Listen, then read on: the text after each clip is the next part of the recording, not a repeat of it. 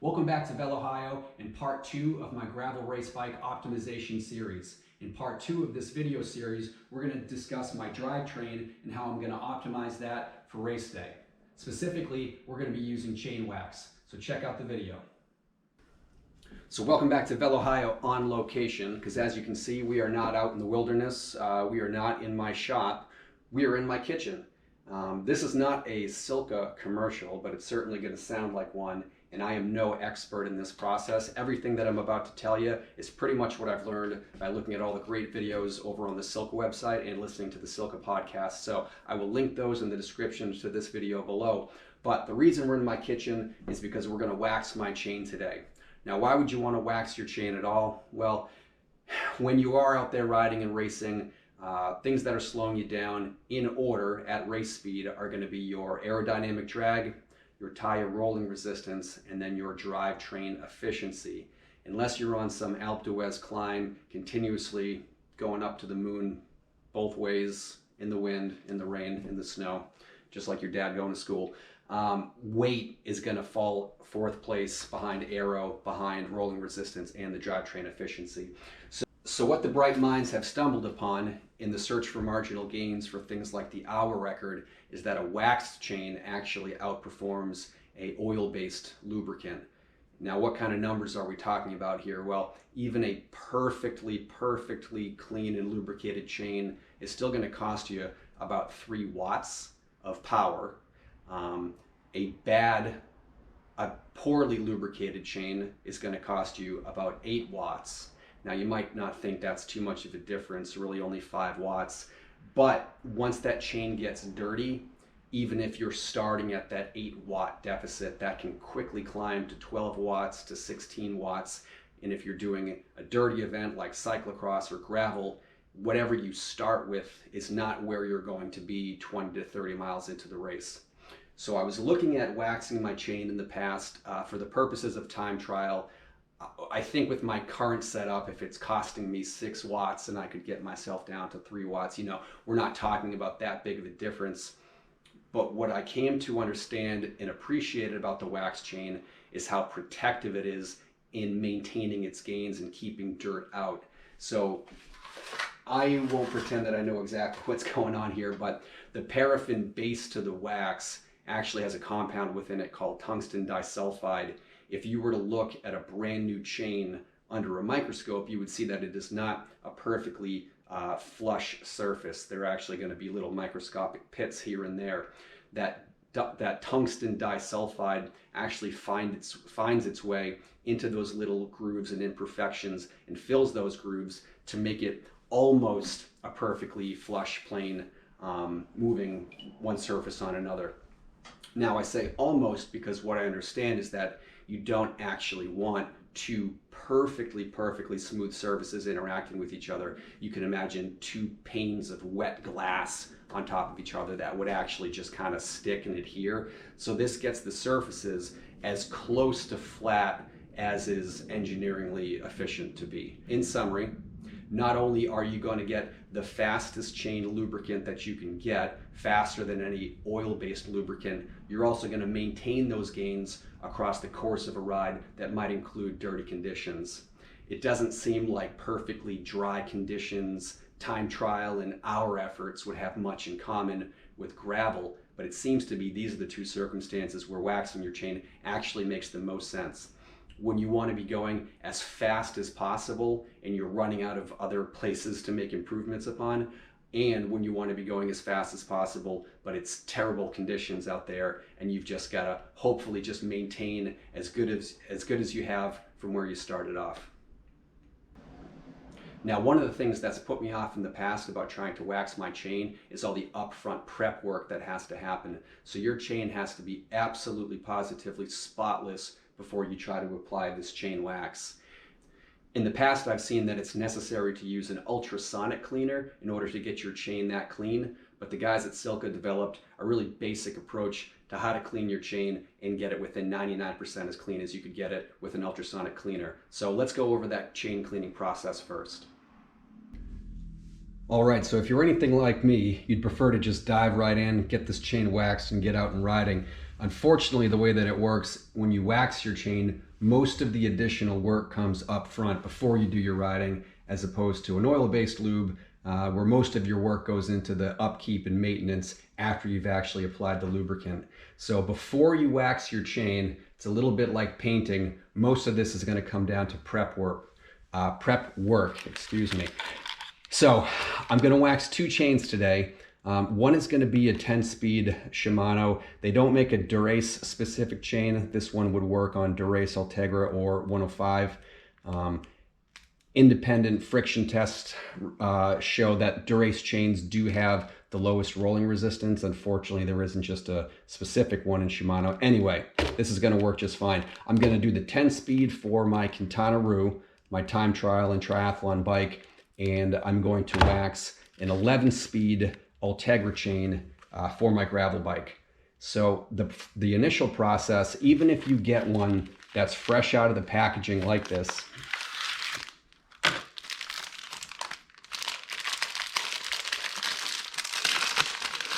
it is going to arrive from the factory with some factory applied lubrication on there already. Now you might be thinking, well, if it's already lubricated, I should just go ride. Again, independent testing has shown that this factory applied lubricant isn't even as good as just an off-the-shelf lubricant. And some even go so far as to say that this is mostly designed just to keep the chain safe during shipping and handling. So this factory applied grease, lubricant I should say, is going to have to come off before we apply the chain wax.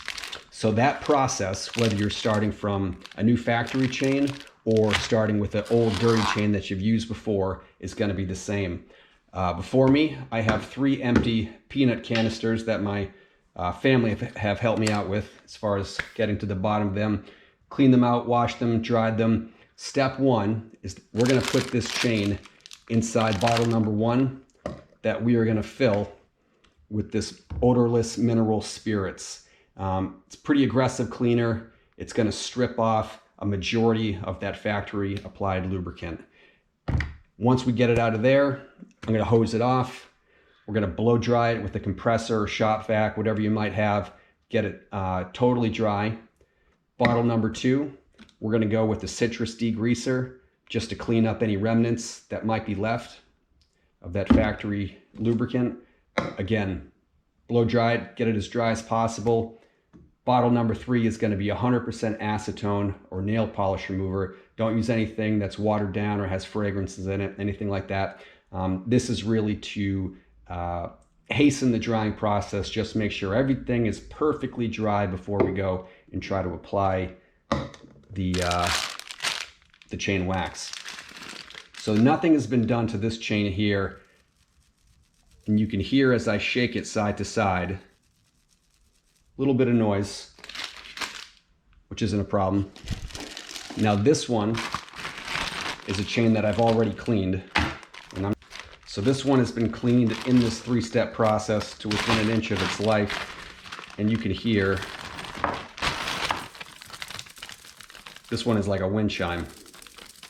There is nothing in that chain. And this was a used chain. This was not fresh out of the box. This was one that I've actually used in the past. I did check it with my chain tool and it has not elongated beyond proper use. So we're going to use this today for the gravel bike. I'm going to go ahead and shake down this brand new 10-speed for the Quintana-Roo, but I'm not going to put you guys through the misery of watching me shake this out in 3 separate peanut containers. So I'll pick back up with you when I've got wind chime number 2 ready to go.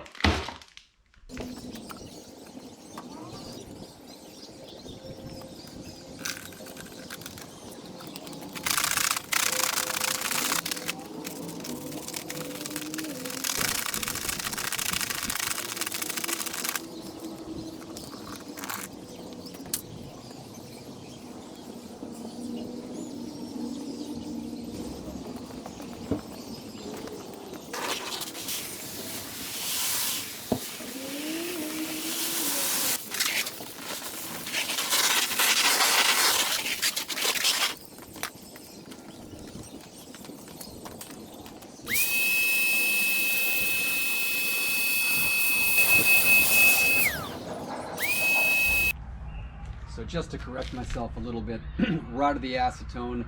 At this point, I am not going to rinse it off because we don't want to get it wet all over again. The acetone is there to help with the drying process.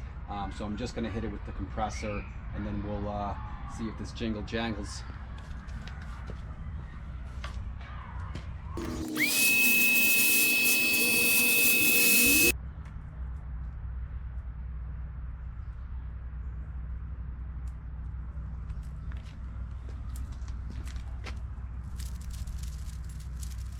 Hopefully you guys can see that. I mean, this thing is as clean as a T1000 coming off the factory floor at Cyberdyne. And you can hear all that space. So this thing's never been cleaner. Let's go back inside. Let's talk about the waxing process and get this guy coated up. Alrighty, so like I said, I don't think it's getting any cleaner than this. And if it is getting cleaner than this, it's not going to be done by me. So now that we've got this as clean as Dan Nolan humanly possible, what about the waxing process? Well, another barrier to waxing your chain in the past has been that I don't have an Instapot. Now granted, that's not a big deal. I could go out and get one, but the guys at Silk developed a really unique packaging to this tungsten disulfide wax, where this is basically a sous vide bag. So instead of needing a dedicated Instapot, where I'm gonna dump this wax in and make a big mess out of that Instapot liner, I can actually do the whole waxing process within the bag that it ships in. So let's go ahead and get some hot water going here, and we'll review the chain waxing process. I just put some water on. I'm bringing up the temperature. You actually want to bring up the temperature of the water and the bag together. So just getting set up, I'm a little bit behind. We don't want to heat up the air within the bag and have anything pop. So go ahead and open the top of this bag.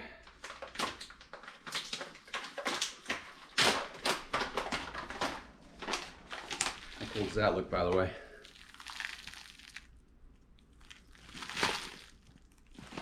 All right, we're going in.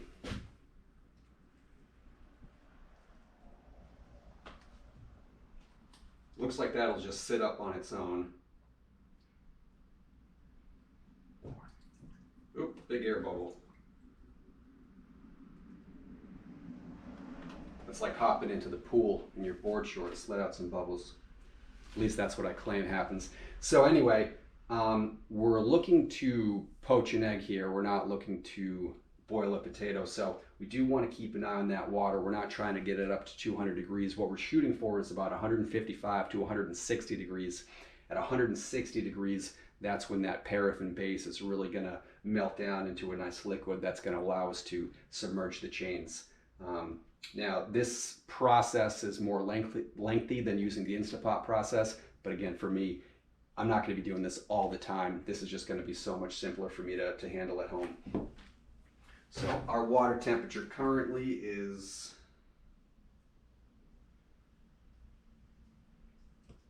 temperature is 150, so obviously it's going to take a little while to bring that wax up to temperature, but we've got some other things to do in the meantime. So as you can see, I've got my two beautifully clean chains here. We've got the 10-speed for the Quintana-Roo time trial bike on the left. We've got the 11-speed, which is going to be for the gravel bike on the right. And I've arranged them into 8 or 9 columns like you see here. The idea of hand dipping these into 160-degree tungsten wax kind of conjures up images of Wolverine being impregnated with adamantium. So we are going to use, in my case, a little bit of picture wire to just thread through the chain so that I can dip it in and use this like a little bit of a fish hook. In the Silk videos, Josh recommends using spare spokes. I don't have any spare spokes besides some nice arrow bladed ones that go to my ICANN time trial wheels, so I'm not going to go ahead and mangle one of those, but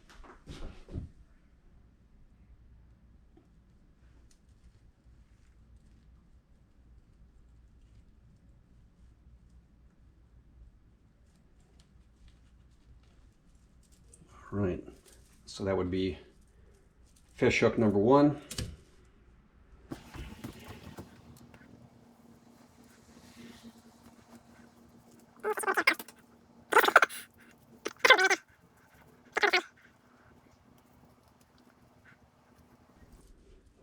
How many marginal gainers does it take to bait a chain hook? There we go. Boy, she's a keeper. Let's check on that wax progress.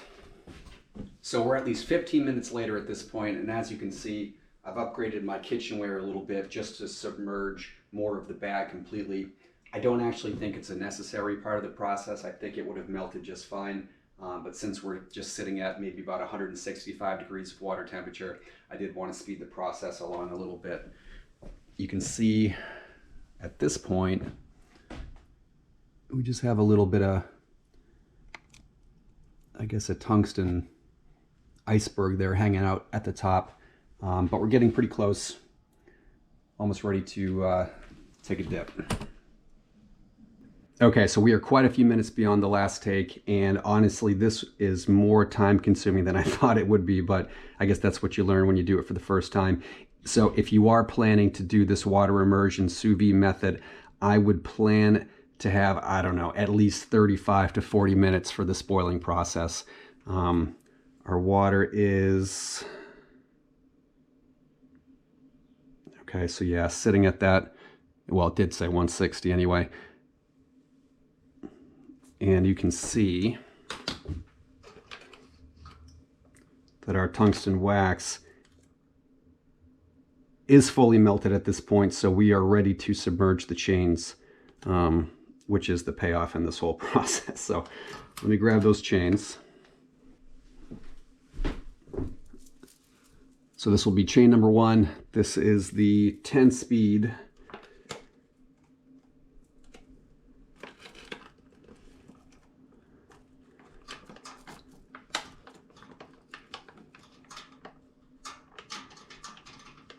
Get that submerged down in there.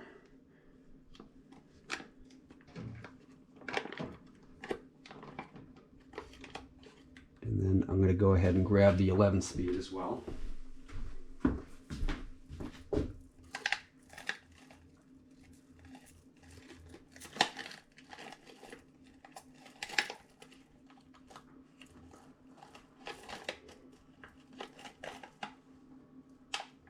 And I guess I hope there's plenty of room to submerge both of these simultaneously. I actually hadn't taken that into consideration. So let's see.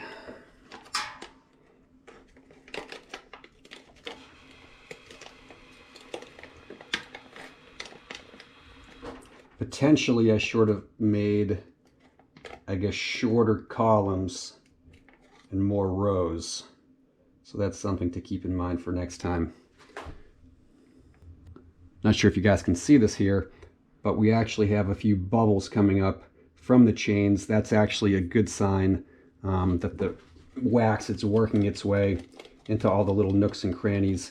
And that's what we kind of want to do here, is just shake the bag back and forth. If I had enough space, I would kind of dredge those chains along side to side, but we're looking for full covering, full coating, full penetration. It doesn't really matter how long you have this submerged, just so long as you're getting that full coating. Let me check the water, make sure we're still warm enough here. I might turn the heat back on just low.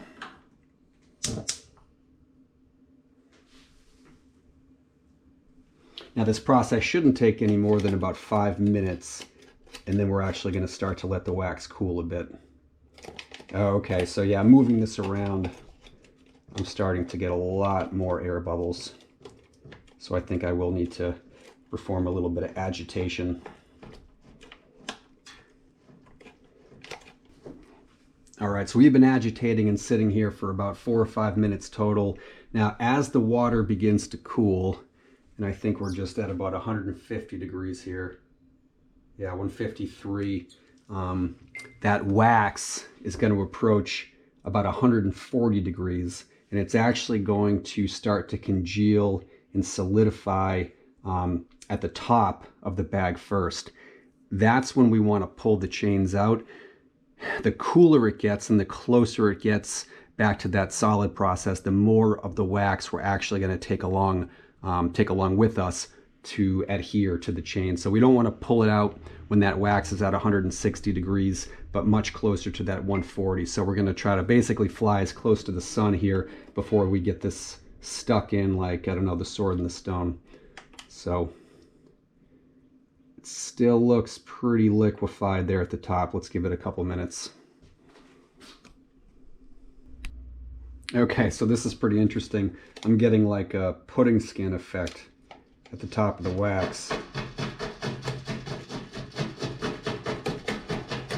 So I think it's time to pull them. So at this point, I want to avoid that. Oh wow, it is congealed at the top. I want to avoid kind of pulling through that. And then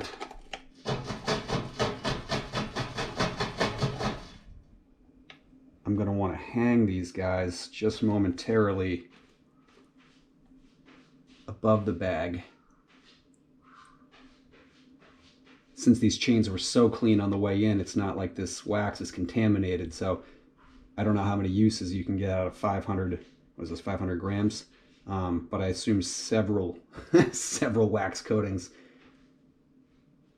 I guess it would have been interesting to weigh it before and after.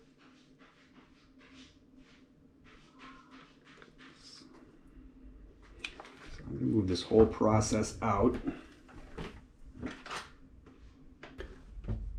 So now we've got these hung by the chimney with care. So this is set to re-solidify here before I try to close that bag.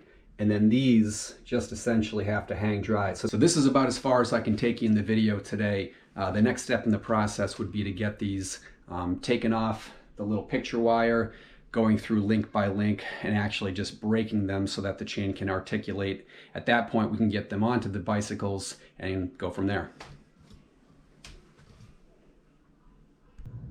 All right, so this is a 500 gram bag.